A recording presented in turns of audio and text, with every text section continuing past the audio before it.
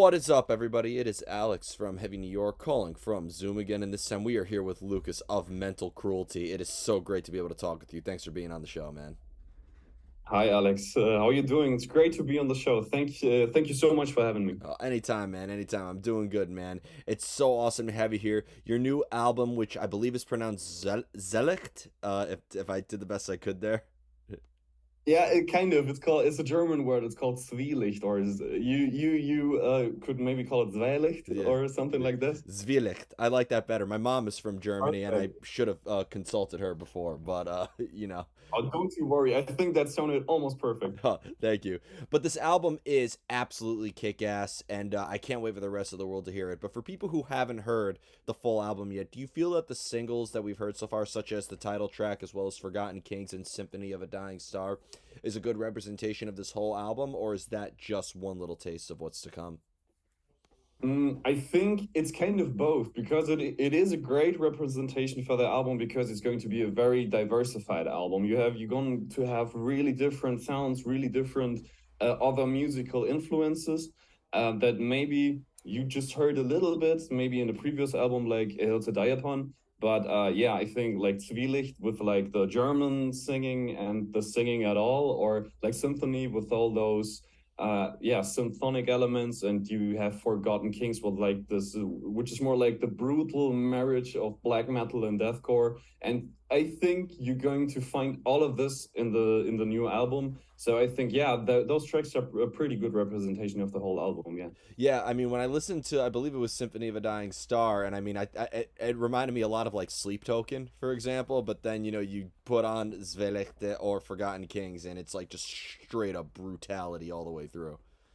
Hell yeah, yeah, yeah. I've read that, and I've read Winter Sun a lot. So many different musical influences. Yeah. Yeah, definitely, definitely. Was there sort of like a preconceived vision of what you wanted this album to sound like, or was this like a very improvisational and experimental songwriting process?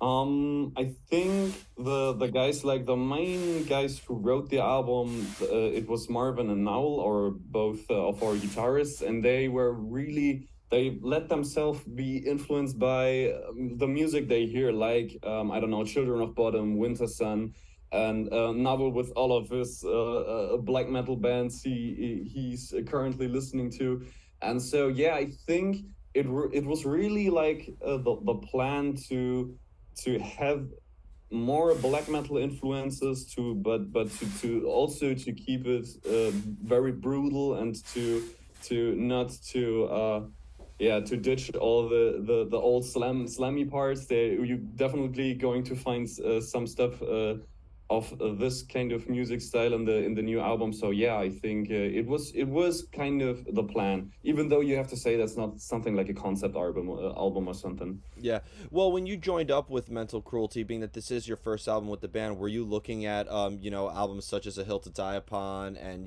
Purgatorium and Infirus being like, this is how I have to sing, or were you kind of given full range to bring a little bit of your own mix into Mental Cruelty? I really have to thank the guys because they did exactly that. They gave me like I was completely free in everything to do exactly how I wanted it. I mean, the first time we met up, we recorded a song and we see how we were getting along and how I would write lyrics and how I would do the vocals. And the guys, they really said, Lucas, we are really happy with what you're doing. So just be free and do whatever you want. And so you can just yeah, write about the topics that you want, and you can do the vocal style as you would like to want it. So I was very free. That was a really nice feeling. But I was really aware of the band I was joining. I mean, Mental Cruelty, that's a huge name in deathcore, at least for my understanding. So I was really listening to their old stuff, and I was listening to like all vocal styles and all this kind of stuff, and I was really trying to yeah, to stay true to the style of Mental Cruelty, but also bring new stuff from me in. So yeah, like something like a good mix, I guess. Yeah.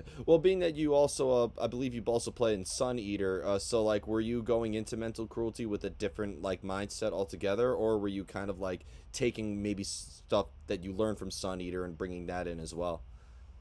Oh hell yeah! I really have to. I really have to also thank the guys from Sun Eater because they really made me the vocalist I am today. They criticized me a lot in a really good way. They really said, "Lucas, you can try this, you can try that. Try to be more brutal in this way, or try to write the lyrics more like you about topics that you feel, or maybe that you inspire you during the day."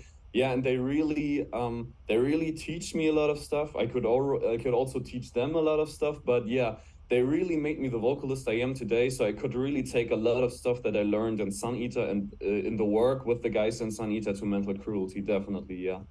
As the vocalist, have you always preferred to have music before you came up with lyrics, or did a lyrical idea, especially with this album, maybe help determine like the direction of the sound?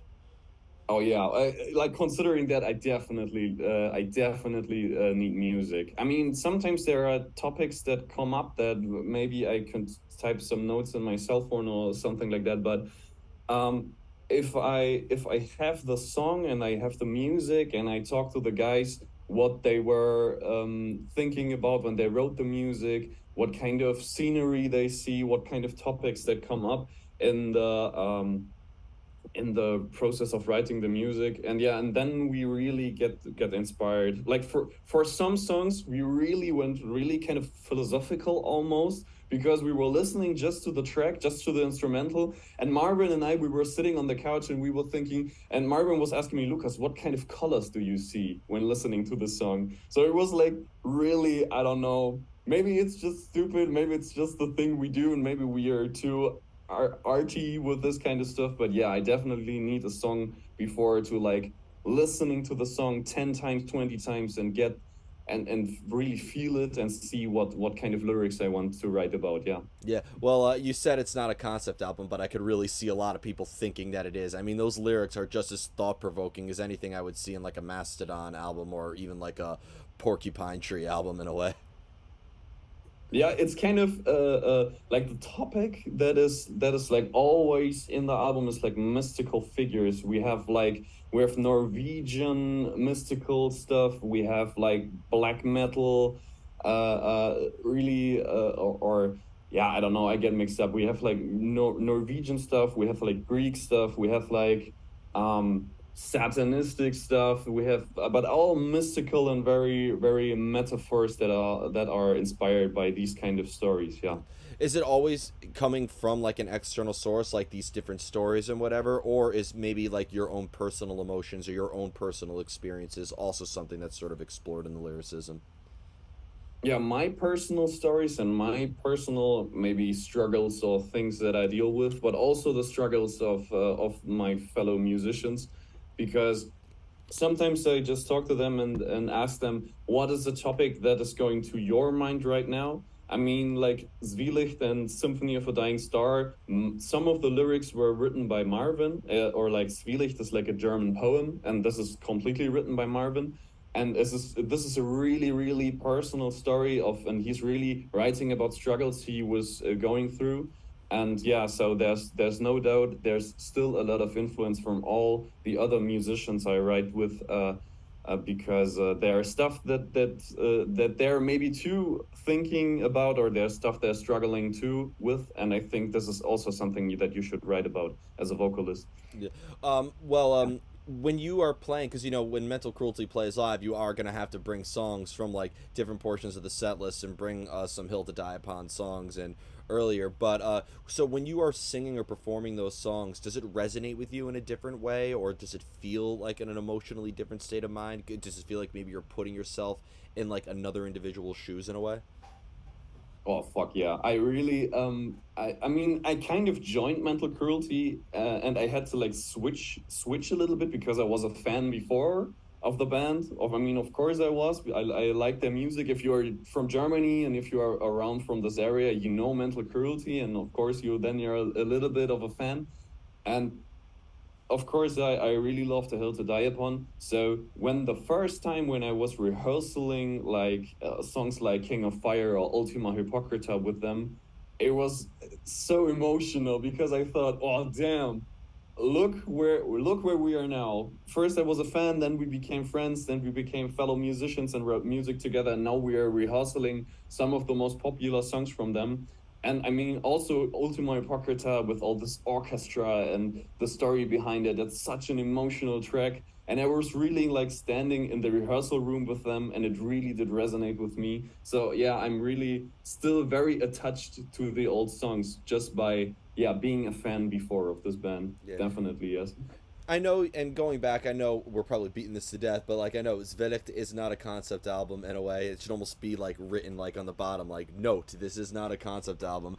But like with the stories that are demonstrated on here, because when you like open up with Midwinter and then you end with a tale of salt and light, like it really does have like there's some albums that I've always said are kind of like shuffle friendly, where you can kind of like approach them from a different angle and listen to them and multiple different directions. This has like one of those elements where like you need to start it and end it. It really does have that sort of story aspect behind it. Was there at all a sort of like vision in mind or a narrative that was being sort of conveyed where like each song does lead into another in a way? Like is it meant to be kind of like you're not going to get, you're not going to get the concept of Pest without listening to Forgotten Kings, for example?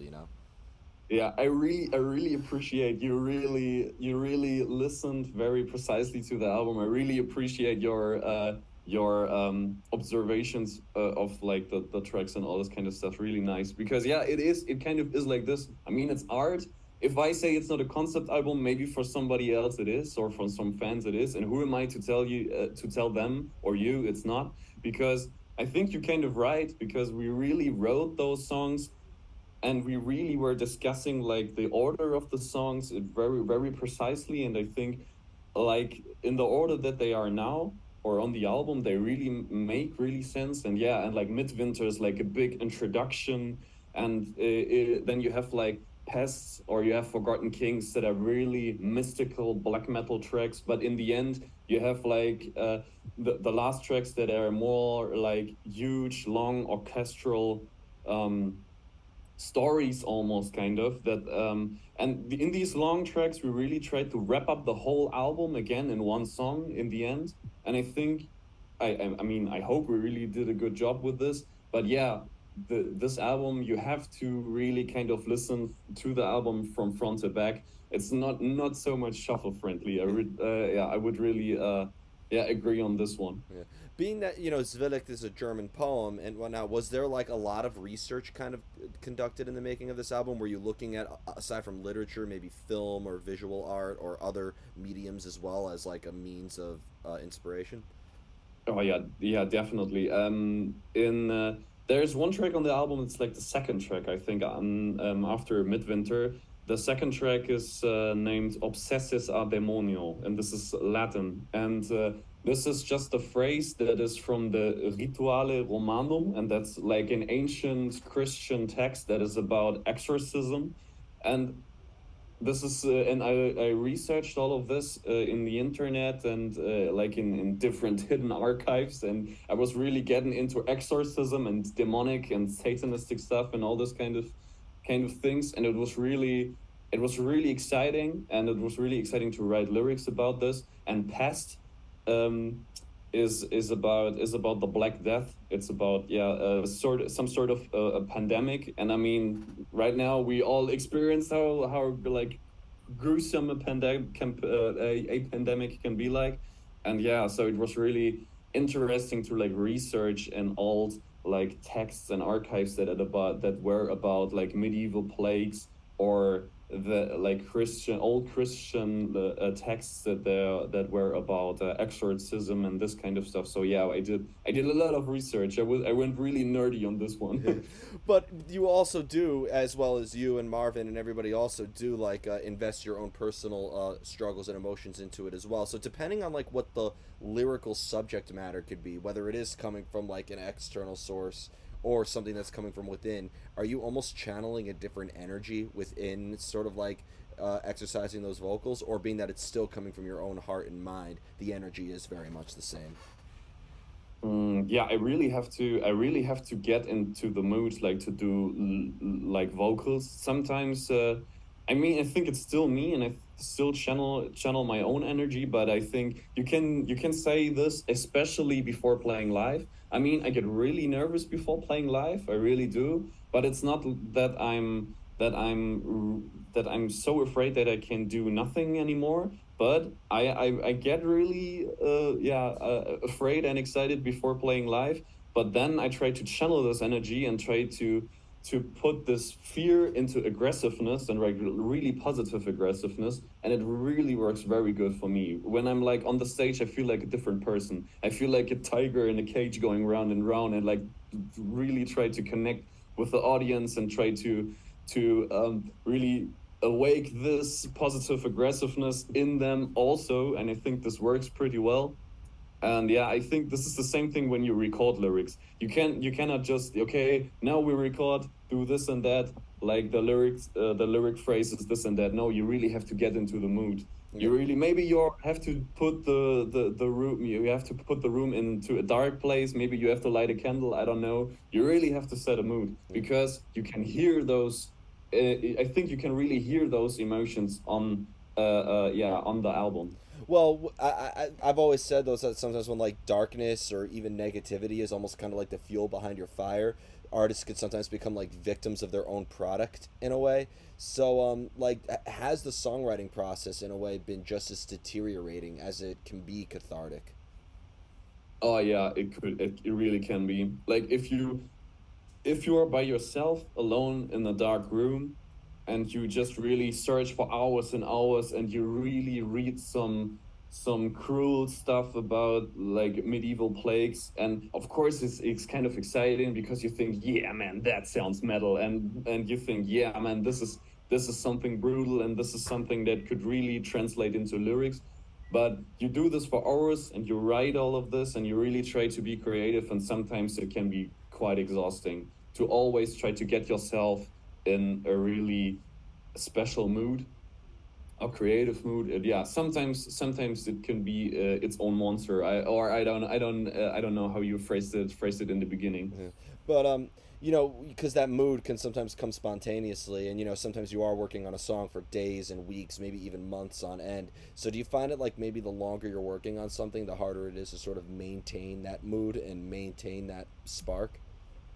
Yeah, sometimes you have to put something away for a few days or for a few weeks, and then just touch it again and see, okay, now feel the energy? But yeah, sometimes you have to leave something for a little bit to go back to it. If you went to this point of pure exhaustion where you think, okay, I have now 2 pages, but I don't really like them, or they are not as good as I want them to be. Yeah, sometimes you have to kill your darlings, I guess. Yeah, I've never understood how like you could somebody can put something away and revisit it. Don't you almost kind of like to feel the same way when you finish this song as you do when you start it?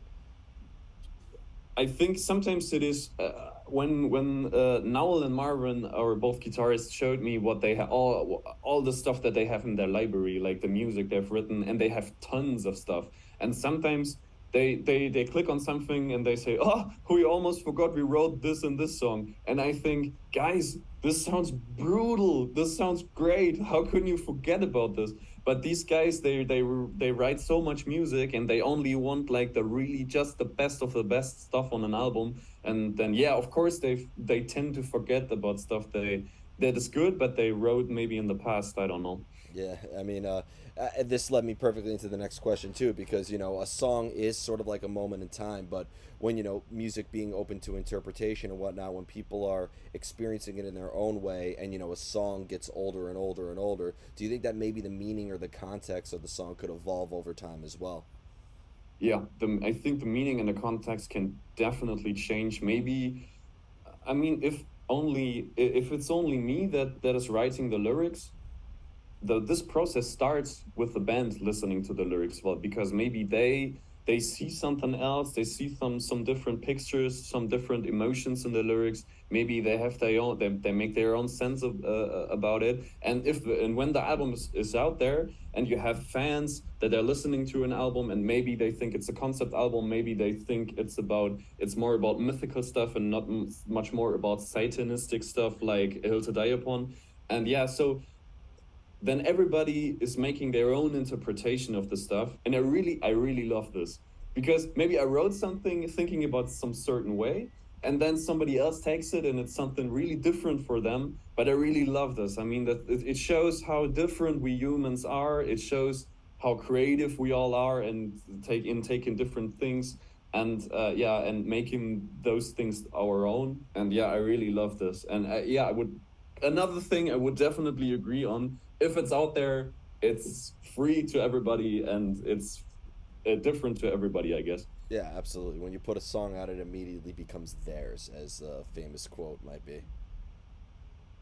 Yeah. Yeah. Who could say that? Who Yeah. said that? I can't remember who said that. I just heard it, and I've heard a couple musicians say it, so I don't know who owns the trademark to that quote. Okay. Yeah. I thought maybe I missed something important. Maybe. No, it's all good. But and finally, what I'd like to talk about is almost kind of like this new age, this sort of like I don't like the genre labeling thing too much, but it's out there. But the new era of like symphonic deathcore. First off, Century Media seems to be sort of like leading the movement in that, with the signing of Lorna Shore, with you guys, with bands like Of Sulfur, as well as like new age death metal bands like Frozen Soul and whatnot. But like this soul like symphonic element, you always hear how like the metalcore movement took elements of heavy metal and hardcore music, or how like the new age of metalcore took inspiration from like alternative and other metalcore bands. So when it came to like the rise of bands like you guys and Lorna Shore and Shadow of Intent and whatnot, do you almost feel like this is just an inspiration of bands like taking is it really black metal, like people being inspired by like Mayhem and Emperor, and being inspired by Whitechapel and Suicide Silence? Is really this what that sort of movement is sort of building upon? Yeah, I would actually agree. I think like most of those guys that are listening to a whole bunch of music, I think like the black metal influence is really huge. I think the more blackened deathcore gets, the better it is. So, but yeah, I mean that was just yeah, or maybe the guys are listening to a lot of symphonic stuff, a lot of black metal stuff, but still a lot of old deathcore stuff like Suicide Silence, or like the old Chelsea Grin, or these kind of this kind of music. I mean, I really love the old Suicide Silence stuff. I really love the old Chelsea Grin stuff. I also really like the new Chelsea Grin stuff, and like Darko. I mean, this stuff is fire. But yeah, so I think the guys that are doing this music like us, Lorna Shores, maybe also Signs of the Swarm, Distant, Mm-hmm. all these bands of Sulfur, of course. Yeah, they get inspired by black metal, by symphonic stuff, by old school deathcore stuff. They all make their kind of own best mix out of it, and so I think everybody still sounds a little bit different. But yeah, I think it's great times for heavy music. Like Century is signing all the heavy hitters right now. I mean, that's great. I mean, Lorna Shaw is doing a great job at like keeping this music popular. So yeah, Yeah, it's almost like I, I yeah. it's No, no, almost no. it's almost like a movement. But coming from Germany, because I feel like Germany's core movement has almost kind of grew simultaneously. Like, sure, in America, our big metalcore band is Killswitch Engage, but I know that in Germany they're just as huge. Heaven Shall Burn is almost kind of like your metalcore band in a way, and like a lot of new metalcore bands with the rise of bands like Electric Callboy, Venues, who's a great up and coming band from Stuttgart. But like it seems like that there's a lot of core happening in the core of Europe, almost. Oh yeah, maybe it really yeah, I would one thing I would, again, I would agree. I really love Venues, big fan. I really love Electric Callboy. Yeah, all those bands are really doing great right now. I mean, Electric Callboy, they're having a huge hype, and I really they are great guys. I really think that they deserve it. And yeah, I think like yeah, Germany is doing quite good right now. I mean, Heaven Shall Burn is really great. Also, we're going to play with them in Karlsruhe and Köln, and I'm really stoked. I'm really excited to meet these guys. I mean, it's really special for me. I was growing up listening to bands like Heaven Shall Burn or Electric Callboy. Like I was going to shows like just as a teenager, and now I have the opportunity to play with Heaven Shall Burn. I mean, how great is that? Their But last yeah, I would. album is insane. That was insane. That Yeah, was the lockdown soundtrack right there. hell yeah. Yeah. It Yep. really is also heavy hitting. Yeah. Definitely. And finally, I just wanted to get into that sort of talk about the German scene because your region, I believe, you're kind of like in the southwest of Germany, like you're north of Stuttgart, I believe. Am I correct in that Mhm. geographic way? So Yep. I've You are. interviewed. Germany has always kind of been similar in the United States, as you know, with the different areas of the United States. There's almost different movements happening at once. It seems like Germany as well. Like the scene in Berlin is very different from like the scene in like Bavaria. Like I noticed in Bavaria with bands like Imperium Decadence and Dark Fortress, it's like a huge black metal scene down there. So I'm just wondering your area in Germany, how the scene has been for you, and what's your take on the German scene in general? I think because we are a little bit in the middle of Germany, we have like a good mix of it. Because yeah, I think Berlin is more like street, it's more like modern deathcore, almost like Alpha Wolf type of stuff. That's a little bit more modern. And like yeah, in Bavaria, where you have all these these huge hills, and you have the woods, and suddenly, what a coincidence! It is going to be black metal because of course you have all this imagery in black metal. And yeah, because we're a little bit in the middle, I think we have a good mix. I really cannot say that we are like that we are heading towards a specific genre in our region. I don't really know actually. I Yeah. don't know. Yeah, and the black metal in Bavaria, like I just picture people wearing corpse paint and lederhosen at the same time. Yeah, I mean that's a really great combination. I think, yeah.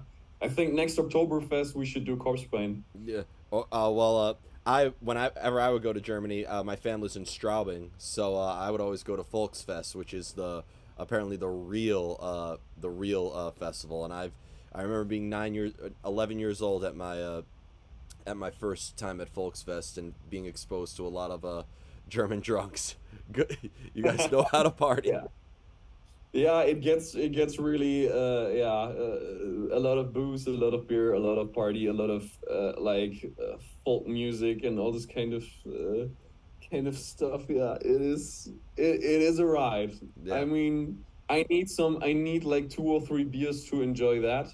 But yeah, maybe next time we go to the Oktoberfest in Lederhosen and yeah, wear corpse paint, and I think this would make it a little bit more enjoyable, I guess. It's great promotion, but hey, let's see who can win in the drinking world: the Irish, the Germans, or the Swedes. Because I've drank with both of them and almost died with each of them. So Hang on. yeah, I would put my money on the Irish, to be honest. really, I would put my money on the Swedes, but Oh, okay, okay. yeah, but Great, yeah. before we go, I want to thank you so much for your time, for such an awesome conversation, and most of all, thank you for this amazing album. It's absolutely awesome, and I can't wait for the rest of the world to hear it. I know that it's coming out June 23rd, I believe. Is there just anything else with Mental Cruelty that you like to promote, like maybe a U.S. tour? Yeah, maybe I don't know. There's so first of all, thank you also. Thank you very much. Thank you for for the all these awesome questions, and I think you really listened to the album in a very precise way and all this. I really love this. I know this is the job of everybody who's doing this, but I every time I really appreciate it. And yeah, I mean, we would really love to go to the US. Right now, I cannot announce anything. I mean, at first we were really yeah, busy with the album and promoting the album, and now we are really in the conversations with a lot of bookers, and we're doing our best. So yeah, maybe in the future we can announce that we are going to to the US. But by my understanding and by my feeling, it's just a matter of time. So yeah, and I'm so stoked to fly over to the US and to meet all of you guys, to meet all of our American friends. It's going to be a huge party, and yeah, I can't wait. I cannot wait. Yeah. But yeah, nothing else so far I can promote right now. Yeah, I mean, I think it should just be called like there should be a tour like the Night of the Century Media Symphony, like Lorna Shore, you guys, of Sulfur, Signs of the Swarm, and who else am I missing? Like all of those intense Put bands. Distant on there, and I think we are all set. Yeah, who? Distant, Oh, do you know Distant. Distant? Yes, Distant. Of course, I knew I was forgetting one. I called them Slam for the Thinking Man. So, Yeah. But I think with the way that they combine stories and have their own sort of characters as well, like there's almost kind of like a sister conceptual element for mental cruelty as well. But we're getting off track here. I just wanted to thank you so much, everybody. We are here with Mental Cruelty. Be sure to check out their brand new album, Zwielicht. This is Alex from Heavy New York, and we will see you next time.